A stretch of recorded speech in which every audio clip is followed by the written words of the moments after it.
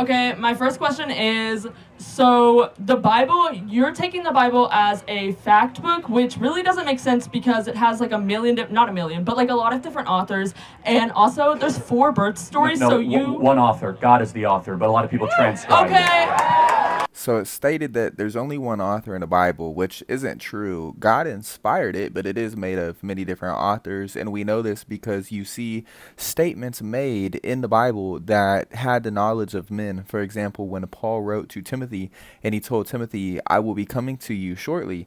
Well, it turns out in 2 Timothy, he said, it's a change of situation and circumstances that actually I'm going to need you to come to me. We'll even after this see Charlie Kirk admit that the Bible is written by different individuals during different periods, and it shows different authorship, although being inspired, but he makes a point that they transcribed it. They weren't the authors of it. They just transcribed it.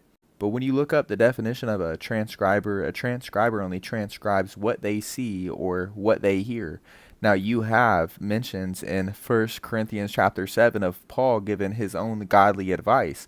And he said that it wasn't a commandment of the Lord, showing that that very sentence, he wasn't transcribing that. Okay, but if God is not the author, certain people wrote the Bible. They transcribed it, for sure. From what? Well, Moses heard from God, and he transcribed Genesis, Exodus, Leviticus, Numbers, and Deuteronomy. But Moses wasn't alive when all of these other people were writing the same book. Okay, right. So what you're talking about is, again, there's one author, many transcribers, but that actually proves the point of the Bible. Because if there was only one person that wrote it, then it might have been just kind of one person's opinion. Instead, you have Solomon, who wrote Proverbs and Ecclesiastes, King David, who wrote Psalms, and then you have Matthew, Mark, Luke, and John, and then you have Paul, who wrote 1st and 2nd Corinthians, Romans, and 1st and 2nd Timothy, Titus, and Jude. So we just heard a list of individuals given after saying that the Bible has one author, and a list of individuals are given who wrote different books in the Bible. For example, he said King Solomon wrote the book of Proverbs, and King David wrote a lot of the Psalms. Now, those are directed towards different individuals at different time periods. For example, Solomon was not king when David was reigning. And so David was dead by the time that Solomon began reigning and wrote the book of Proverbs. And the book of Proverbs written by Solomon was for his son. So you see it addressed to different individuals. He's preparing his son to become king and to give his son godly advice and how to instruct others to live. And then anyone who reads those teachings could learn the basic principles of how to live a godly life and the good things that could happen to you and the bad things that will happen to the wicked. But the point being is that it is written by different authors to different individuals who were living during different time periods.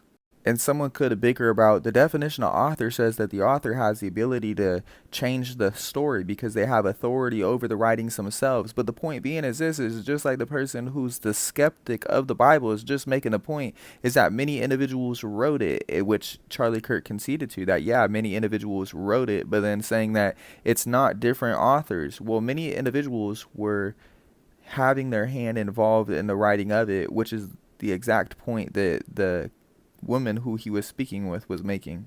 But these are all comments looking back at the video, and I know that sometimes when you're having a conversation with an individual and you say things and you look back at it and say, I could have probably said this better, or, you know, sometimes when I have conversations with individuals, there's certain things that you have to overlook for the present time in order to hear the argumentation of the presentation to give them an answer, because these are skeptics. And so if you just focus on every single thing that an individual gets wrong, even according to your own mind, you're thinking of one definition, but that definition is not the only definition, because as stated before, authorship, we have Paul including his own thoughts in 1 Corinthians chapter 7 and 1 Timothy. He said, I'm hoping to come to you shortly. But if he's inspired by God, then how did he not know that he actually wasn't going to go to him shortly? So it shows he was inspired by God, but there's certain statements in there that shows that the hand of the author, the thoughts of the author, the character of the author is involved. It kind of proves the point that all these people weren't all like working together, yet 66 different books all came to the same conclusion. That there is a God, we are not him, we're in constant rebellion against that God loves us so much because God is love, that he sent his son on a rescue mission to save us from our broken nature so that we can live forever. I'm sorry to interrupt you, but you're getting off a topic. I truly believe that the concept of original sin, teaching that you're born a sinner, has done so much damage, not only to the mind of the individual who believes it, but also answering the skeptic, because the Bible doesn't teach you are in constant rebellion. When you look up in the Bible, search it for yourself. That term rebellion or rebellious, it is in contrast to the righteous. The righteous aren't pictured as rebellious toward God. They're pictured as being obedient, of having a faith that hears and does. And so you have this mindset that individuals are in constant rebellion. It's like even unbelievers at times can do things that are good. Like, what is good for a Christian to do? To love your neighbor, but also to love God. But you can love your neighbor without loving God, in a sense of you can do good for your neighbor. Like, for example, if you see your neighbor have no clothes and no food, and you give them clothes and food, that's loving them. Unbelievers can do that. The difference is that the believer is forgiven by God. We're both given the same instructions, but that is love. And so you have individuals saying you're in constant rebellion to God. Now, the individual who clothes his neighbor with food, with clothing, and also gives him food, but believes in God, he's not in rebellion against God. But you have an individual who rejects God, yet gives food and clothing to his neighbor. He is still pictured in rebellion against God. Why?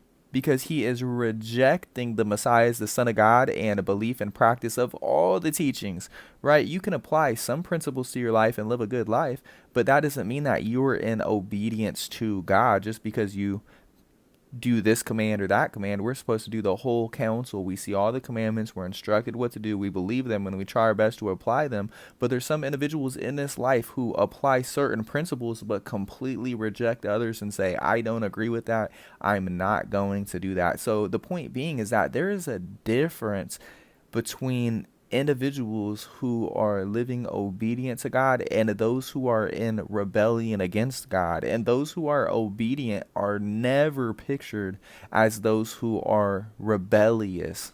And then someone might bring up, well, if you're obedient and that means that you're not rebellious, well, didn't Paul obey God under the Old Testament? Then how could he say in the letter to the Ephesians that he was an enemy in his mind by wicked works?